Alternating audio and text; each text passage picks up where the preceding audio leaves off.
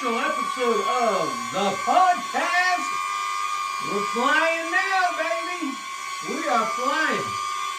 And all I got to say is, Serenity now. Serenity now.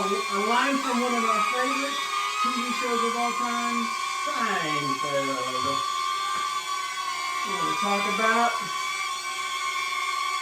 having a little serenity today. We got Dr. Parker in the house. Are you a little distracted? I am. This is crazy. This is amazing. This is a new little toy. Wow. Look at it.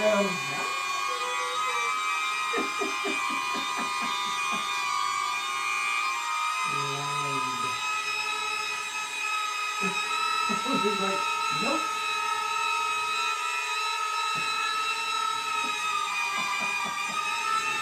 Yeah.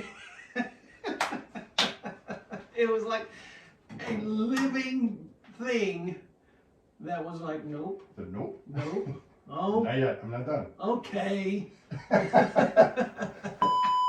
We need to stop. Oh, are we not recording? No. The whole thing? The whole thing. That was too good.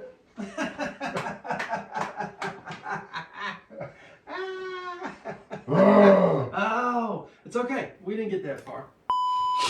Red for record. That's my job. That's your job. I got one job. I came in here with only one job to do. Try it again. Here we go. Are you ready? Direction track. 3, 2, 1. Oh, welcome back to the podcast. Oh, man, we got a special episode today. We're flying now, Doc. Hey. On this episode, Serenity Now. Serenity Now, one of my favorite lines from one of my favorite TV shows, Seinfeld. Serenity Now. We're going to fly right on in and get us some peace in this world. Hey, what you looking at? I don't know if it's getting ready to... Oh, that is just the coolest thing in the world. And what incredible timing. If you had headphones on, you'll know. When you edit this thing, you're going to know. That was beautiful. So... Amazing. That completely 100% reminds me of, I was listening to the Joe Rogan podcast this week, and he had Elon Musk on there. And Elon was talking about how it's not very far down the road that we are all going to be walking around with our own personal robot. That would be incredible. Look at that. It's like that's what that is, really. Yeah. It's following you around everywhere. Follows me wherever I go. Well, I can tell you this much right now. I could really use a personal robot following me around. Really? Here's why. What happened? Just this morning, I go into the closet, get up, take my shower, and I go into the closet to get dressed. So it's kind of a one-stop shop kind of place where I go walking in. I get my jeans, I got this sweater, and I get a t-shirt, and I put on a green t-shirt, and I decide now I got to get a hat that has some green in it because I got this color coordination thing going on. I can't help it. I just have to do that, which is exactly why I wear a lot of grays and a lot of black because I don't want to deal with this issue on a daily basis. Yes. Okay. And so I grabbed my jeans, I grabbed the green t-shirt, but then I thought, no, I'm just going to wear a black t-shirt. That's why I got a black t-shirt on. Okay. There's a whole lot of thought going on. I get the black t-shirt. Well, I'm heading somewhere with this. I get my black t-shirt and I get this sweater on, and now I'm out in the bedroom at the end of the bed. We have a trunk there, and I've got this laid out over the top of it, and I put my t-shirt on, I put this thing on, and then I go to get my jeans, and my jeans are gone. What? I have no idea where my jeans are. So obviously I didn't make it out of the closet with my jeans. And so I go back into the closet and they're not there. What? My jeans are not there. Uh-oh. So I spent the next at least 5 minutes turning the bedroom upside down, the closet upside down. I go into the spare bedroom. I look in there, no jeans. I go into the office, no jeans. I think I know where this is going. I even went into both.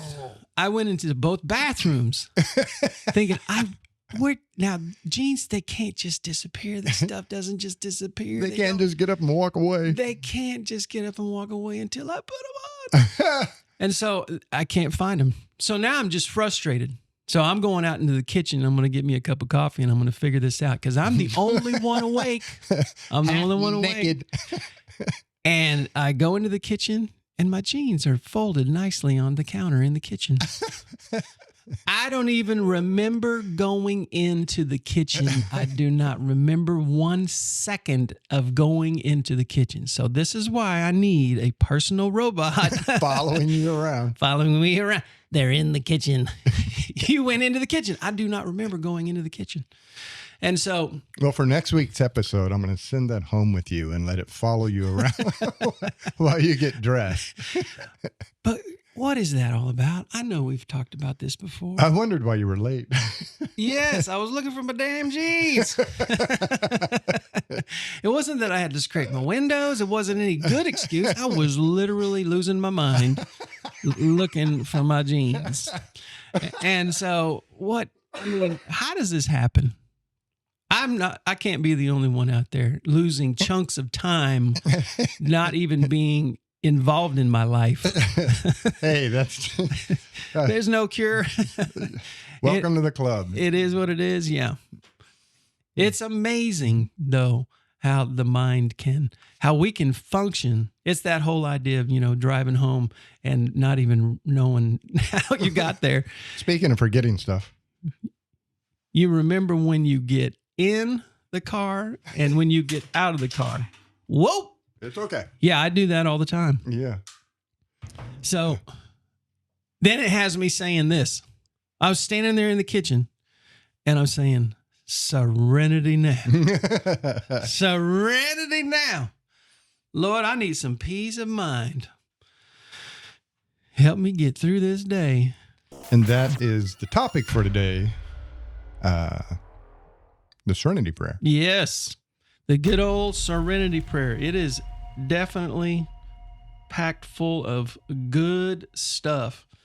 Now, the name of the show is Just These Guys, Mm-hmm. And the kind of the idea was that to kind of show people, reveal to people that, we as, how do I say it? You're a pastor, I'm a psychologist. Other people look at us and then ascribe to us a certain status or certain wisdom or understanding or expertise. Yeah. Right. And it's hard to tell people, we're just a guy, we're no different than you. Been there, done that. Everybody gets up and walks around wondering where the hell their pants are. And, well, you're just a guy. It happens. I do stuff like that all the time. I'm like standing there going, what in the world? At least you didn't have the jeans on. That's, yeah. But you know what? I looked down once thinking, is that where they are? And I was really glad. I actually had a little bit of serenity, a little bit of peace that came when I looked down and I didn't actually have them on. Now, and you said this morning before we started the cameras, half of them at least. Yeah. We forget. We're recording a show. It's not even turned on. Yeah. But you said you were wanting to tell the audience what this hour was to you. Yep. And that's what I love about this so much is that I really feel like each and every week is basically it's a therapy session for me. So this is a huge benefit for me. And I'm just inviting everybody along to experience a therapy session. A lot of people don't think that it's beneficial. It's incredibly beneficial. And literally for people who are out there wondering, what is therapy like? I've never been to therapy. And they have all these preconceived notions about what it is. And maybe they've had a therapy session and didn't like how it went. This is what therapy can be like. Mm-hmm. And in many respects also for me, this is therapy for me. I get to say things in here, talk about things in here that I would never be able to talk about in my office with clients. So I get to vent and reveal and share as well. Yeah. And just before we jump into the Serenity Prayer, shout out to Anas. Now, he's traveling right now, so a prayer that everything goes safely. He's got a long journey to go, but he is a good man, and I talked with him yesterday. I've talked with him a number of times over the past few years, and I know he's a big listener. He enjoys the show, and I wanted to publicly express my appreciation for Mr. Anas. Awesome. So when you're listening to this, Anas, know that we are thinking about you and hoping, praying that your journey is safe and your time with your family is wonderful. And full of serenity. Full of serenity. Full of it. So God grant me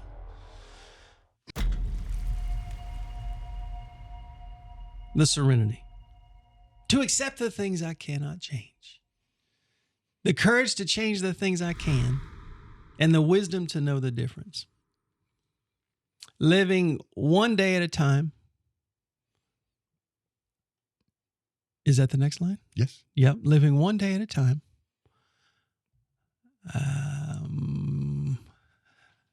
Something about enjoying one moment at a time.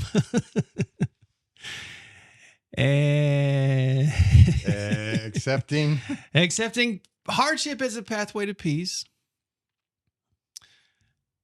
Give me the next word. Taking. This reminds me of. Hold on. This reminds me of Andy Griffith. That was also another one of my favorite shows where Barney's like, "Oh yeah, I got this," and he's saying some kind of a poem or something. Sure. And Andy basically says every word, and Barney just repeats it. And he was like, "Oh yeah, I got it. Taking as Jesus did. This world, this sinful world, as it is. I really feel like not as I would have it. Not as I would have it. Let me just read this.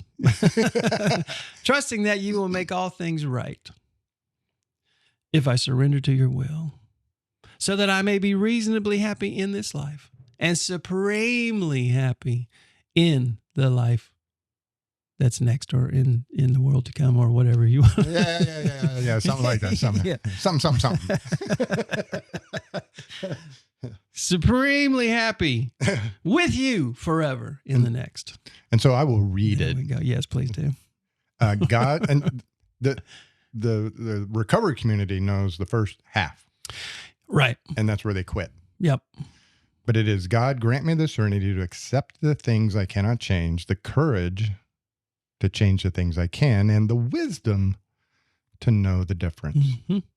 Living one day at a time, enjoying one moment at a time, accepting hardship as a pathway to peace, taking, as Jesus did, the sinful world as it is, yep, not as I would have it. Mm-hmm.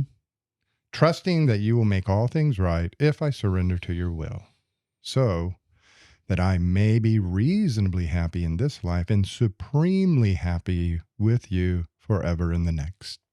Amen. That prayer, which, the way I look at it, because you can see how well I have it memorized. Hey, you got it further than I would have. In all my wisdom, I look at it like, listen, we're all recovering from something. We're all in a constant recovery from our sinful nature. And so this can be a prayer that we all benefit from. Oh, definitely. We don't just have to be in, Alcoholics Anonymous or Narcotics Anonymous. We can all utilize. So I'm going to make a copy of this, and I'm going to put it on our fridge, because I want to share this with my family. I want our family to read this when they go to our fridge this Thanksgiving. It is a beautiful prayer that covers really everything. Mm-hmm. I love the line. It hadn't ever jumped out at me before, but I love the line, accepting hardship as a pathway to peace, So what that actually does is it gives the hardship purpose. It gives the pain purpose. Yes. And man, that's powerful. Right. So I'm asking for peace because I have accepted the reality that when Jesus said, in this world you will have trouble, he says, take heart. I have overcome the world. Sure. So help me to accept the reality that, listen, who am I to think that I'm not going to have trouble? But when it comes, I'm just going to walk right into it with a mind full of peace. Sure. And that's the pathway that's going to get me there. I saw this thing that this priest was talking about. He was asked why it is that God allows suffering. And he said, whenever I asked for courage, God gave me trouble to have courage with, to learn courage.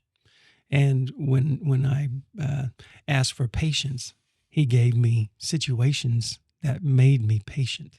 And so the reality is we experience peace and we experience God through this world on our way to being extremely happy in the next. It's a part of the path. It's a part of walking in the light. That's what our Christmas series is coming up. It's called Lit. And it's a part of walking in the light, is that trusting God through the darkness, knowing that the light is right on the other side. And so this is a beautiful thing. I love this Serenity Prayer. And every line, you read each line, and if you just stop on that one line and spend some time thinking and meditating, I mean, you just hovered on one line for 5 minutes, and there's so much meaning packed into that one simple, sentence.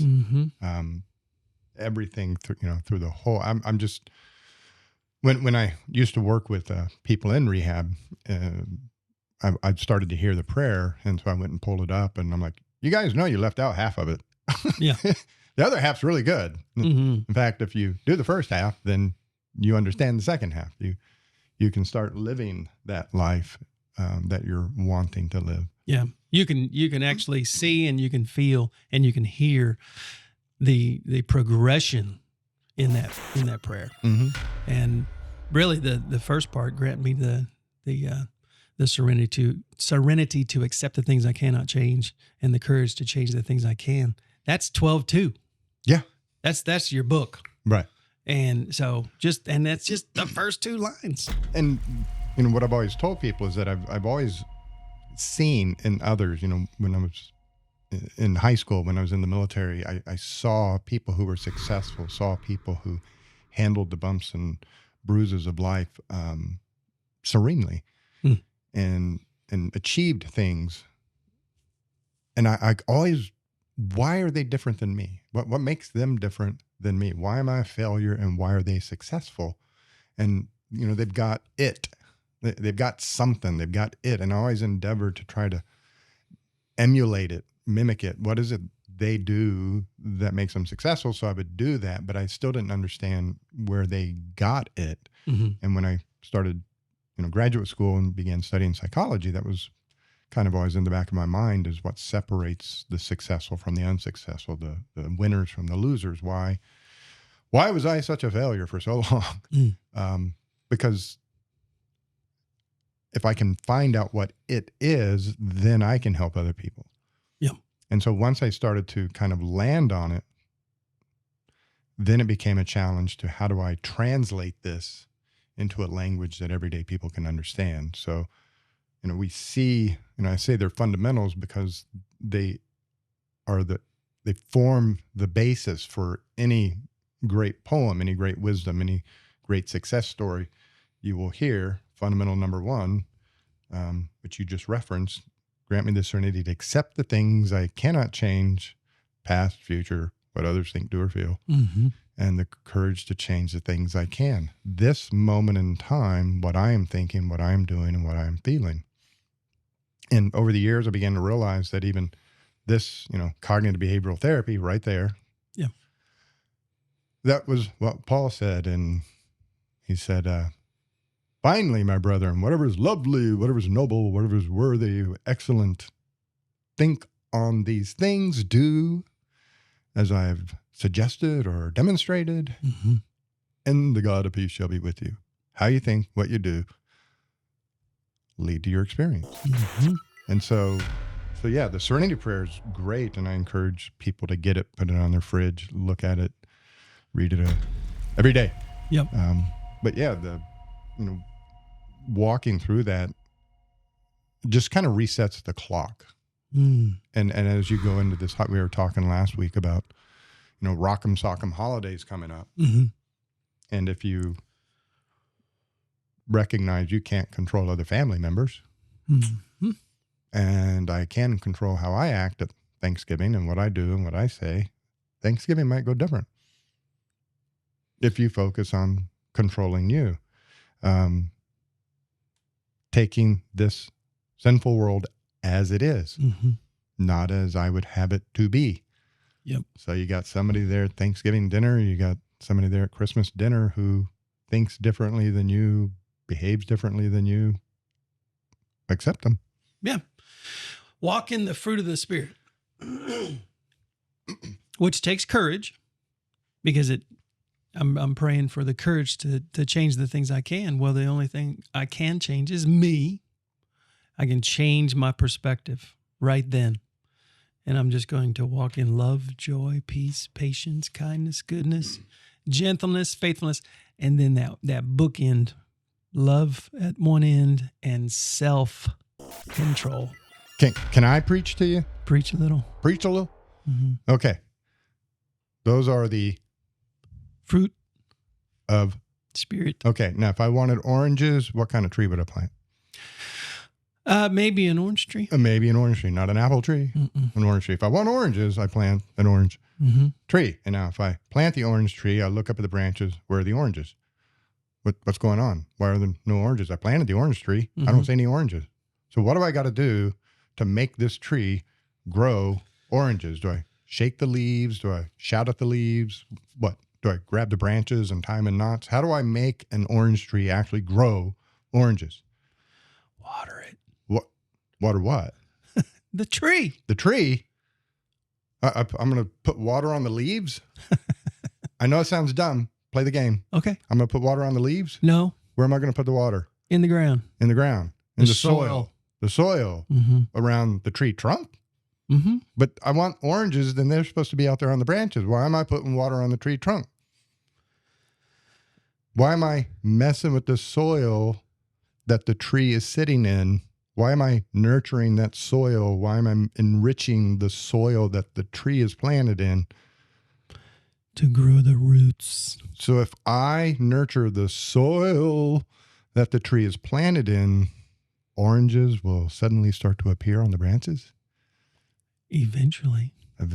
So the fruit of an orange tree is an orange. And if you plant an orange tree and then nurture the roots of the orange tree, oranges will appear. These are the fruits of the Spirit. Spirit, yep.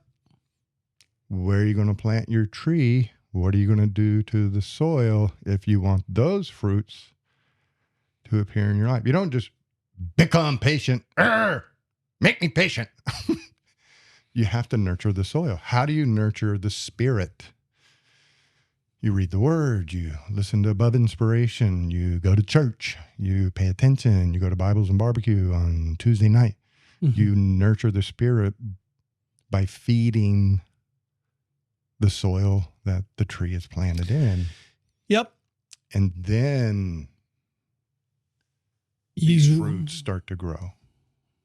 You listen and share the Just These Guys You Know podcast.